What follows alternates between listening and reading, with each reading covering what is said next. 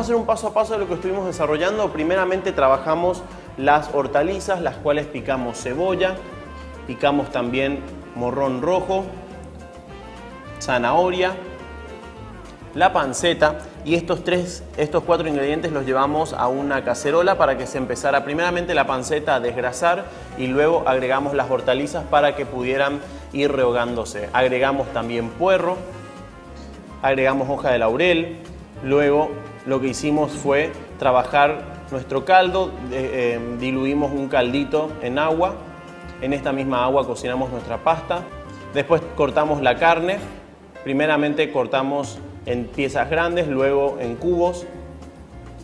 Hicimos lo mismo con el chorizo toscano.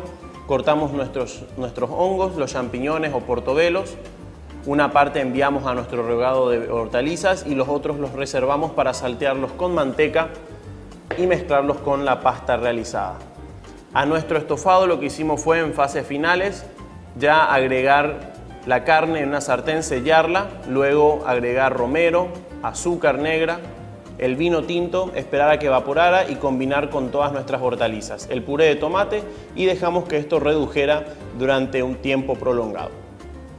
Seguidamente ya simplemente nos dedicamos a hacer la presentación de nuestro plato.